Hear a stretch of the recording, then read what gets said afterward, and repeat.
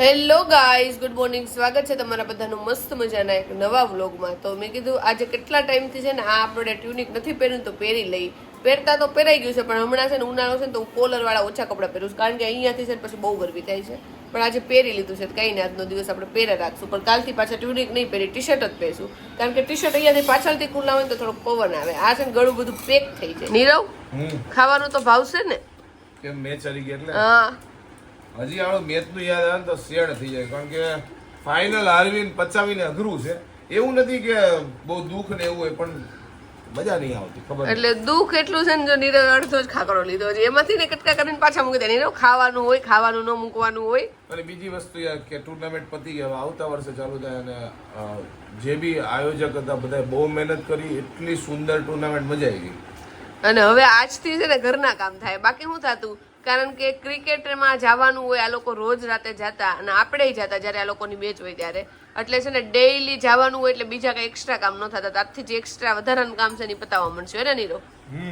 અને મમ્મીએ જો આ તો મમ્મીએ છે ને હું લગાડ્યું તો મમ્મી હું આવી તો મમ્મી તો આખા પીળા પીળા થઈ ગયા હતા. સિક્રેટ છે કા મમ્મી કે નહીં કોઈને? એમાં હું એ હારો ને સ્કિન ની કરવી પડે. સાચી વાત છે. નીરવ, તારે કઈ લગાડવું છે? મમ્મી છે નીરવ ને કઈ કે છે તું ખાલી મને થોડીક 10 મિનિટ આપ તો કે તને ધોળો કરી નાખું, કે તારે નથી થવું. કલર આરે મને કોઈ એવું છે નહીં ને, હવે લગ્ન થઈ ગયા છે. કારણ કે તમે બચપનથી ઘઉં કાં તો બ્લેક હોય ને, એટલે તમને એ ધોળા કાળાનું આખી જિંદગી સાંભળવા મળે. પણ મને એટલું બધું કાંઈ છે નહીં. પણ તને કોઈ નથી સંભળાવતું, ખોટું બોલમાં. કોઈ દી મેં તને કીધું કે નીરવ તું કાળો છો? નાનેથી શું? હા, હું નાનેથી છું.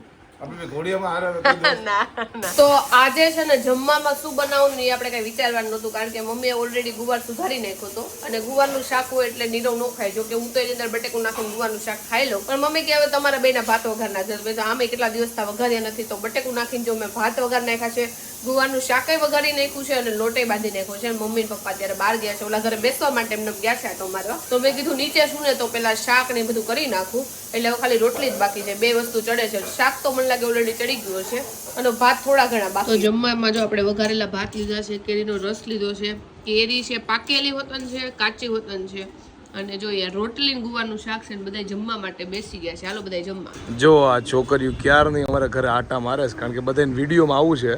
3-4 વાર ઓલરેડી બોલાઈ ગઈ છે. જો અમારા સોસાયટીની છોકરીઓ છે. જો ભાઈ ઘરમાં અમારે નવા ખતરા કર્યા છે મમ્મીએ.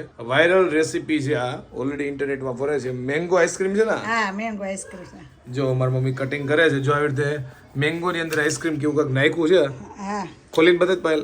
નથી ખુલતું. એવું છે, કાંઈ વાંધો નહીં, રેવા દો. જો અહીંયા કટકા કરે છે. આલે ખુલી ગયું.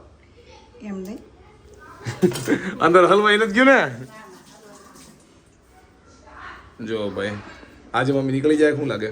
નીકળી ગયો. જોઈ લો, હવે છાલ ઉતારીને પછી આવી રીતે કટિંગ કરવાનું. એટલે મમ્મી એવું કે છે કે અત્યારે વ્લોગ લેવામાં એકદમ બધું સજાઈ દઉં પછી વ્લોગ લેજો, પણ મેં કીધું ત્યાં સુધી જો આઈસ્ક્રીમ ઓગળી જાય. એવું નો ભાઈ, રિયાલિટી બતાવવાની એ લોકોને. જો સારો બને તો કેવું સારો બન્યો, ખરાબ બન્યો તો કેવું ખરાબ. જોવામાં તો સારો લાગે છે ત્યારે. હા, જો કે આ 2 આઈસ્ક્રીમ ના દીવાના છે. મને તો કઈ એટલું બધું ઇન્ટરેસ્ટ છે ને આઈસ્ક્રીમમાં. આપણને તો છે આપણે આઈસ્ક્રીમ ના દીવાના છીએ, અને પણ કેરીનો દીવાનો તું છો ને. આમાં મિક્સ કરીને આ હું છે પ્લેન મેં આઈસ્ક્રીમ નાખ્યું હતું, અને આમાં મેંગો ભેળવ્યું હતું. મેંગોમાં મેંગોનો આઈસ્ક્રીમ નાખ્યો, એટલે એમ કે અંદર ભેળવીને આમાં અંદર. જો ભાઈ મેંગો આઈસ્ક્રીમ નું કટિંગ થઈ ગયું છે, અને કંઈક આવો લુક આવ્યો છે. પણ મારે તો ખવાશે નહીં, કારણ કે મને થોડુંક દાંતમાં પ્રોબ્લેમ છે, એટલે ઠંડુ હમણાં અવોઇડ કરું છું. આ લોકો ખાધો કેવોક લાગ્યો? સારો લાગ્યો. મેંગોનો ટેસ્ટ આવે, પણ લાઈક ફ્રીઝરમાં મૂકેલું હોય ને એટલે છે ને ખાઈ માંડ કે બહુ વધારે ઠંડુ બહુ જ લાગે. જો કે બહુ એટલે બહુ ઠંડુ લાગે, વાત તો સાચી છે. ચાયખું કેવું છે? મસ્ત છે, એક નંબર. હા, ડાયાબિટીસ વાળાને ગળપણ ઓછું નાખ્યું છે એટલે ખવાય. આ મમ્મીનો એક રસ્તો છે ખાવા માટે. પેલા કહી દે કે આમાં ઓછું છે એમ કરીને ખાઈ લે. નકર એમ કે ડાયાબિટીસ છે, માસી નો ખાતા. અને 7 વાગી ગયા છે. અમે નક્કી કર્યું હતું કે આજ કાંઈક ખારું બનાવશું. મેં તો એવું નક્કી કર્યું હતું કે આજે છે ને આપણે કોઈ દિવસ આઈટમ ન બનાવીને એવી બનાવશું, પણ છેલ્લે અમે ઢોસા ઉપર આવીને ઉભા રહી ગયા છે. 7 વાગી ગયા છે એટલે ઉતાવળ કરવી પડશે, કેમ કે ઢોસા બનાવતા વાર લાગે, કારણ કે સંભાર કરી, મસાલો કરી, એની ચટણી કરી અને પછી ઢોસા પાડી.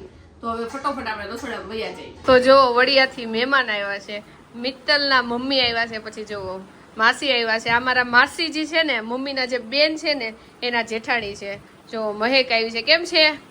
મમ્મીને મોજ પડી ગઈ છે જો મોજ જ પડે ને બેન આવે એટલે હા પણ રોકાતા નથી બેનું તમે ખાલી વાટું જોવો છો બેને થાય ને લેવાય થાય હા બધું ભેગું છે બધું ભેગું થાય છે હા, પણ પહેલેથી ઓળખતા હોય કારણ કે બે આ ઈ છે ને મિત્તલના મમ્મી છે ને ઈ તે મમ્મીના જે બેન છે ને એના જેઠાણી થાય એટલે પહેલેથી ઓળખતા જ છે એટલે આમ અંદરો અંદર જ છે ને અંદર અંદર છે એટલે આમ જાણીતું છે આમ કોઈ અજાણ્યું અજાણ્યું નથી તો આજે ઘણા દિવસ પછી ઘરના ઢોસા ખાવા બનશે જો મસાલો તૈયાર થઈ ગયો છે અહીંયા મારો ફેવરિટ સંભાર અને આ બાજુ જાડી ચટણી બનાવે છે અને આપણે ઢોસાનું ખીરું ફટાફટ લઈ આવી ઓલરેડી થોડુંક લેટ થઈ ગયું છે કારણ કે મહેમાન આવ્યા હતા કેટલા વાગ્યા તમને બતાવી દઉં જો 7:15 થઈ ગયા છે કારણ કે મહેમાન આવ્યા હતા એટલે થોડું ઘણું બધા એમાં બિઝી હતા કાંઈ નહીં હાલો આપણે લઈ આવી તો જો ભાઈ આપણે પહોંચી ગયા છીએ ખીરું લેવા માટે જો સૌથી પહેલા પપ્પા અને મમ્મી ઢોસા ખાવા માટે બેસી ગયા છે કારણ કે ગરમા ગરમ પાડે છે એટલે અને હું પાયલ પાછી બેસશું મમ્મી કેવાક છે મસ્ત છે સારા બન્યા હા હાલો બધા ઢોસા ખાવા પપ્પા કેવાક બન્યા છે બહુ સરસ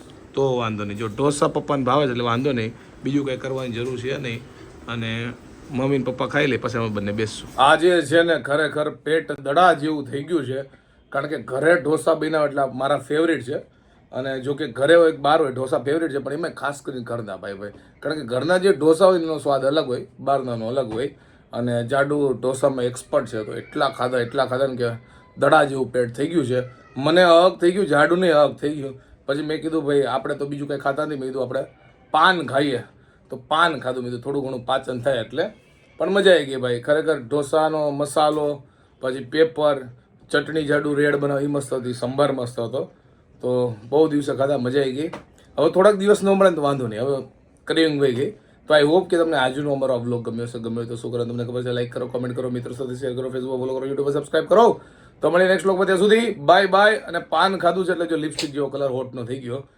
તો મળીએ બાય બાય